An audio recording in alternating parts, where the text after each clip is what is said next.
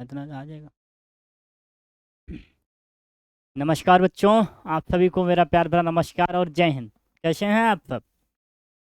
तो आप सबकी तैयारी को और अच्छा और बेहतर करने के लिए हम सब आप सबके सामने आ चुके हैं, और बेहतर तरीके से अब, क्योंकि पीछे बोर्ड पे आपको कुछ दिख रहा है। वो क्या है सर? कि अभी तक कुछ नहीं पढ़ा, हाफ ईयरली भी हो गया।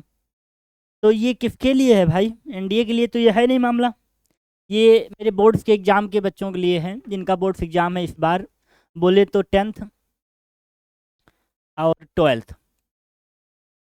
10th और 12th। ये तो थोड़ा पुराने बच्चे हैं, 12th वाले एक बार ये मज़ा देख चुके हैं बोर्ड का। लेकिन ये बच्चे जो 10th में हैं, इनको बड़ा फोबिया है। किसका? बोर्ड एग्ज़ाम का। भाई होना भी चाहिए, क्योंकि डर नहीं होगा तो क्या होगा? चीज़ें बेहतर नहीं हो पाएंगी। डर होना स्वाभाविक है।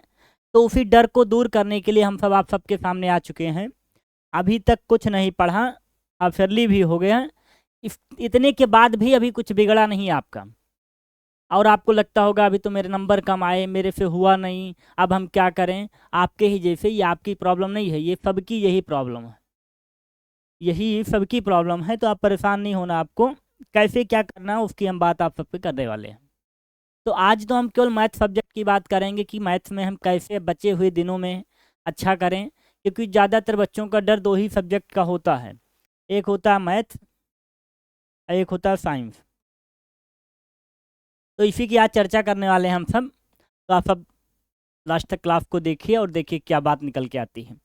तो पहले हम दोनों बोर्ड्स की आज चर्चा करेंगे, क्या क्या पढ़ना है आपको, कौन कितने मार्क्स का आता है। क्योंकि ये बात जब आपको दिखेगी कि हाँ ये इतने का इतना आना है, तो आपका पढ़ने का मन थोड़ा सा लगेगा। क्योंकि जब आपको पता होगा इस चैप्टर में हमें ये चीज़ आनी है। चलिए फिर आपकी बात को दोहराते हैं और आगे स्टार्ट करते हैं।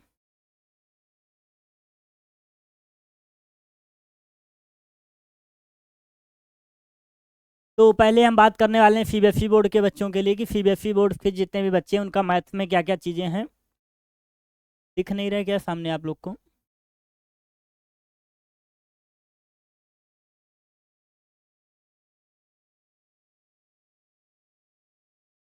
ठीक है, बाकी आगे से दिखेगा। इस पेज का फॉन्ट थोड़ा सा छोटा रह गया है। तो देखिए इतने यूनिट्स हमारे पास हैं मैथ्स में, कि जो जो अपने को पढ़नी है। पहली जो यूनिट्स है अपनी वो क्या है? यूनिट नेम लिखे हुए हैं और इधर आपके मार्क्स लिखे हुए हैं कि कौन कितने मार्क्स का आता है। तो जो पहली यूनिट है अपने में वो नंबर सिस्टम है, जिसे आप बोलते हैं रियल नंबर, जो कि 6 नंबर का आने वाला है आपके पेपर में, 6 मार्क्स का आएगा। उसके बाद हम अलजेब्रा में आते हैं। तो बच्चों को लगता है फिर अलजेब्रा तो हमने देखा नहीं, हमारे में तो कुछ और नेम है। तो आप परेशान ना हो, मैं बताता हूँ क्या नेम है, वो भी आगे है। वो 20 मार्क्स का आएगा आपका अलजेब्रा पूरा। तीसरे पे जब हम आएंगे तो कोऑर्डिनेट ज्योमेट्री पढ़ेंगे। कोऑर्डिनेट ज्योमेट्री आपकी 6 मार्क की आएगी। उसके बाद फिर ज्योमेट्री आएगा, जिसमें हम triangle, circle, area related to circle बात करेंगे। वो 15 मार्क्स का आएगा आपका। फिर हम बात करेंगे ट्रिग्नोमेट्री की, जिसमें 2 चैप्टर इंक्लूड होंगे आपके। वो 12 मार्क्स का आएगा। उसके बाद आपका मेंसुरेशन आता है, जिसमें कुछ फिगर्स हैं जिनकी फिक्स है कि वही पढ़ना आपको, वो आपका 10 मार्क्स का आएगा। लास्ट स्टेज जो आपका होता है स्टैट्स एंड प्रोबेबिलिटी का, वो है 11 मार्क्स का। तो इन बचे हुए टाइम में 120 दिनों में हम केवल इन टॉपिक पे बात करेंगे, जिनका वेटेज भी ज़्यादा है और जिन्होंने कुछ पढ़ा भी नहीं है। जिन्होंने अभी तक कुछ पढ़ा भी नहीं है उनको भी ध्यान में रखेंगे, जिन्होंने पढ़ लिया है उनके लिए भी काम करेंगे। तो चलिए, पहला चैप्टर जो आपने देखा वो था रियल नंबर, जिसे हमने नंबर सिस्टम के नाम से आपको बताया था। उसमें क्या क्या पढ़ना अपने को? उसमें आपको फंडामेंटल थ्योरम पढ़नी है अर्थमेटिक की, कि क्या क्या थ्योरम्स होती हैं। कुछ खास नहीं है, नॉर्मल तरीके से सीख लेंगे एलसीएम और एचसीएफ का तरीका यूज करके। तो आप परेशान नहीं होना, बिल्कुल इजी वे में आपको चीज़ें समझ में आएंगी। उसके बाद हम बात करेंगे प्रूफ ऑफ इरेशनल नंबर की, जिसमें हम इरेशनल नंबर को प्रूव करेंगे। कुछ फिक्स डेटा है, under root 2, under root 5, under root 3, under root 5+1। ऐसी ऐसी कुछ डेटा की हम बात करेंगे, जिनको आपको प्रूव करने का तरीका होगा। क्योंकि आपने सीखा है कि P/Q = रेशनल नंबर, लेकिन Q ≠ 0, यही तो सीखा है। तो इसी का यूज करते हुए हम क्या प्रूव कर लेंगे? रेशनल नंबर को, सॉरी इरेशनल नंबर को। इसके पढ़ने के बाद आ जाएंगे अलजेब्रा, जो आपके लिए एक टॉपिक था। इसमें क्या क्या पॉलिनोमियल है, पॉलिनोमियल में क्या क्या पढ़ेंगे हम लोग। पहले तो पॉलिनोमियल सीखेंगे, पॉलिनोमियल क्या होता है। उसके बाद पॉलिनोमियल में क्या क्या पढ़ना है, जीरोज कैसे फाइंड आउट करेंगे, सम ऑफ जीरोज क्या होते हैं, प्रोडक्ट ऑफ जीरोज क्या होते हैं, इन सब को बात करेंगे पॉलिनोमियल में। फिर जो दूसरा चैप्टर आता है pair of linear equation two variable के लिए है, ये सीबीएसई बोर्ड का टॉपिक है। उसके बाद हम बात करेंगे क्वाड्रेटिक इक्वेशंस की, जिसमें एक ही स्टैंडर्ड इक्वेशन है ax² प्लस bx प्लस सी। यहाँ से हम सीखेंगे इक्वल टू 0। यहीं से हम वर्ड प्रॉब्लम के कुछ क्वेश्चन की बात करेंगे। वर्ड प्रॉब्लम पे क्वेश्चन आता है। यहीं से हम नेचर ऑफ रूट्स की बात करेंगे कि नेचर ऑफ रूट्स क्या होते हैं। तो ये सब बातें हम करेंगे डिटेल में जब हम आपके सामने आएंगे। अगला जो टॉपिक है आपका अर्थमेटिक प्रोग्रेशन, जिसे शॉर्ट फॉर्म में एपी बोलते हैं।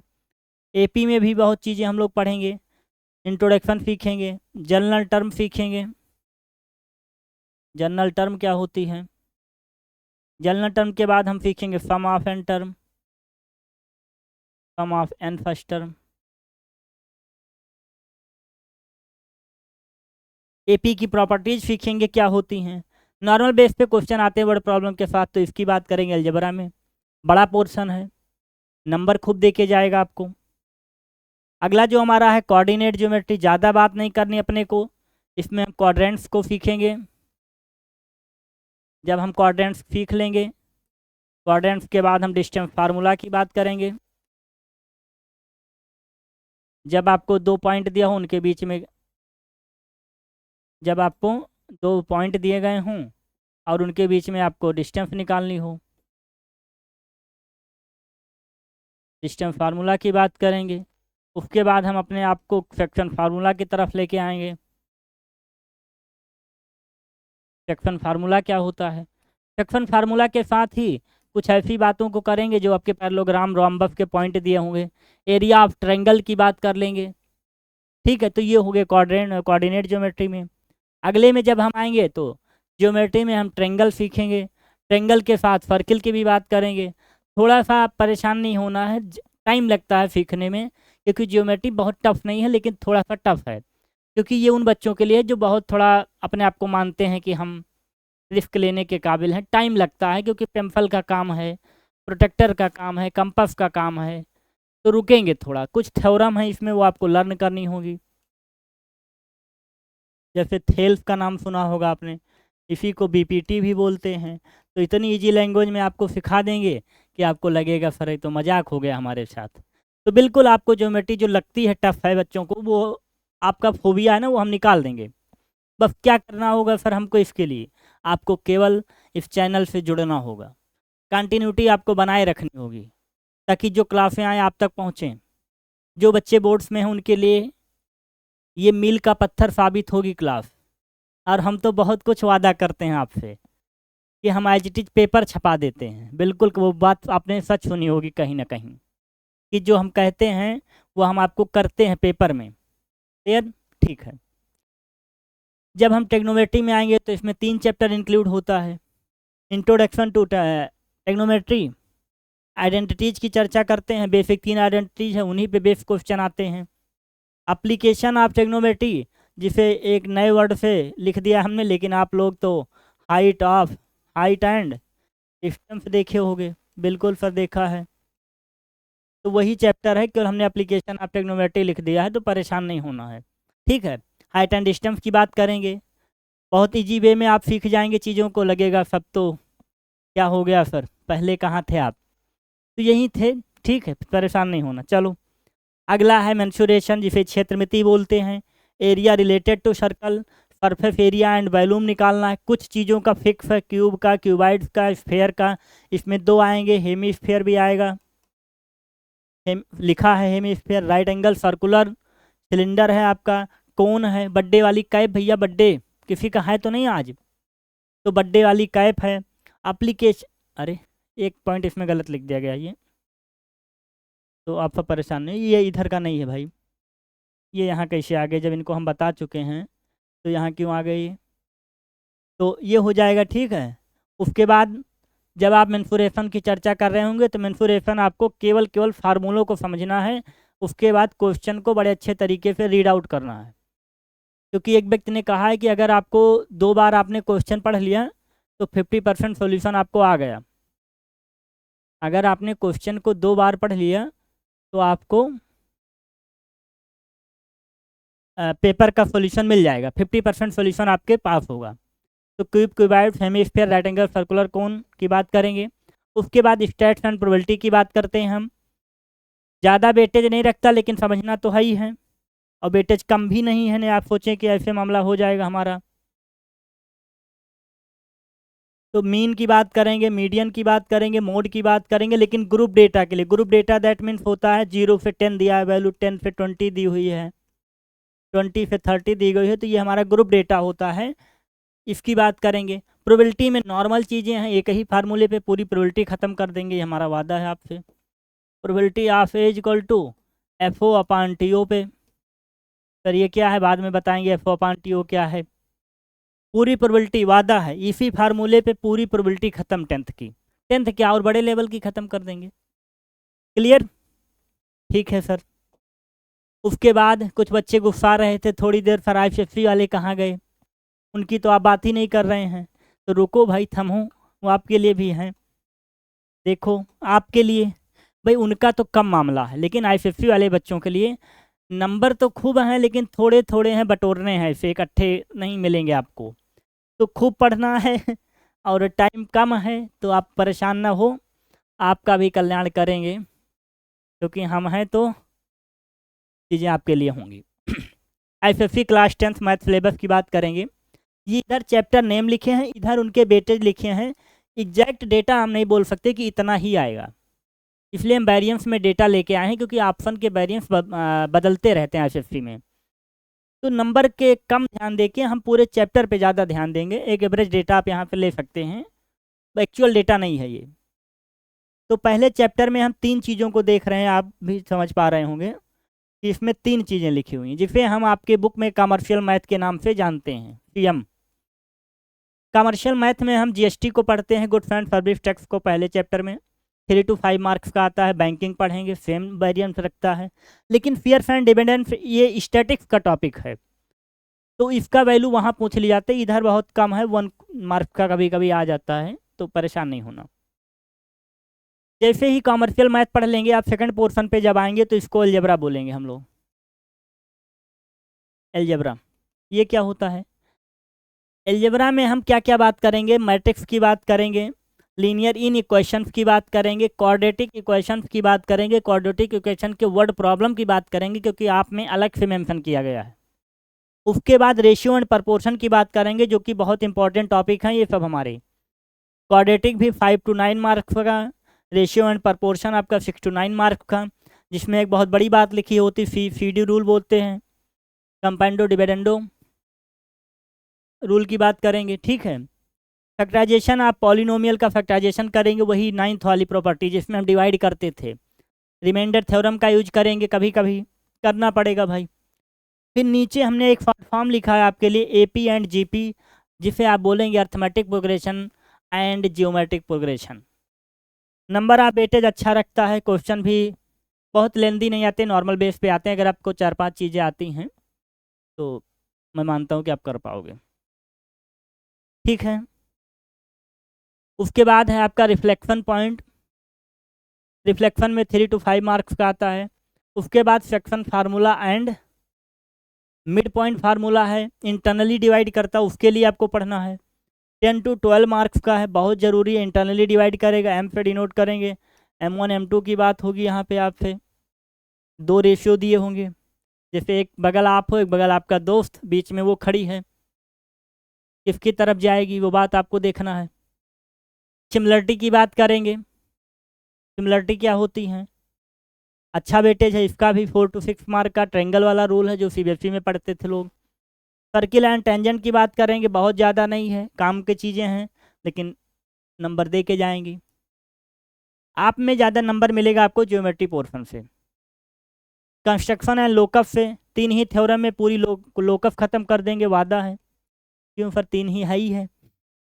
क्योंकि लोकस में 3 ही थ्योरम अपने को पढ़नी है। एक बाइसेक्ट करेगी एंगल को, दूसरी परपेंडिकुलर होगी लाइन पे, तीसरा आप बचपन से पढ़ते आओ किसी फिक्स पॉइंट पे, किसी फिक्स दूरी तक की डिस्टेंस पे जो सर्किल बनेगा वो हमारे लोकस से होगा। फिर हम पढ़ेंगे ट्रिग्नोमेट्रिक आइडेंटिटीज को पढ़ेंगे, उसमें 3 to 5 मार्क्स के क्वेश्चन आते हैं। हाइट एंड डिस्टेंस तो दोनों मिला के अगर बात करें तो 10 मार्क्स का ये भी मामला है, छोड़ के नहीं जाना है। मेजर ऑफ सेंट्रल टेंडेंसी की बात करेंगे 3 to 4 मार्क्स की। नीचे का जो दिया गया ग्राफिकल डेटा, ये बहुत इंपॉर्टेंट है आपके बोर्ड में, आईसीएसई वाले बच्चों के लिए ग्राफ बनाने को खूब आता है, 8 to 10 मार्क्स का है। लास्ट का जो ऑप्शन है मेंसुरेशन, फिक्स पॉइंट है, कुछ ही चीज़ें पढ़नी है। आप में सर्कुलर है, सर्कल नहीं सर्कुलर कौन है आपका, स्फीयर हेमी स्फीयर पढ़ना है, हॉलो सर्कुलर सिलेंडर पढ़ना है, आपको सिलेंडर पढ़ना है, सॉलिड सिलेंडर पढ़ना है। तो बहुत इंपॉर्टेंट है आपके यहाँ। प्रोबेबिलिटी आपके यहाँ है वेटेज लेकिन कम है, तो छोड़ना नहीं है, चीज़ें आती हैं, ठीक है, नॉर्मल वे में पूछा जाता है। तो ये रहा सीबीएसई और आईसीएसई का पढ़ने का तरीका कि क्या क्या अपने को पढ़ना है, कैसे पढ़ना है, वो हम बताएंगे आपको। भाई अगर आपको अच्छे मार्क्स लाने हैं तो आपको कुछ बातें माननी पड़ेंगी। लिखना तो आपको मैं मानता हूँ, लेकिन आपको कुछ बातें माननी पड़ेंगी। तो आपको मैथ्स के लिए अब डर दूर, और सारे सब्जेक्ट का डर भी आपका दूर होगा, बट आपको रुकना पड़ेगा, सब मिलेगा आपको। तो मैथ्स के लिए आप सबको जुड़ना होगा यहाँ से, और आप सबको बेहतर तरीके से मैथ सिखाई जाएगी, पढ़ाई नहीं जाएगी, आपको मैथ सिखाई जाएगी। तो उम्मीद करते हैं कि आप सब इस बात को समझ पाए होंगे, और हम अपने आप से भी वादा करते हैं कि हम आपको वो बात समझा पाए होंगे, और आगे ऐसे ही हम बात आप सबके सामने करते रहेंगे। और पढ़ाने का जो तरीका अपना होने वाला है वो इस वे में होगा कि पहले तो हम कॉन्सेप्ट की बात करेंगे, पहले अपन लोग कॉन्सेप्ट की बात करेंगे, पहले हम लोग क्या बात करेंगे, कॉन्सेप्ट।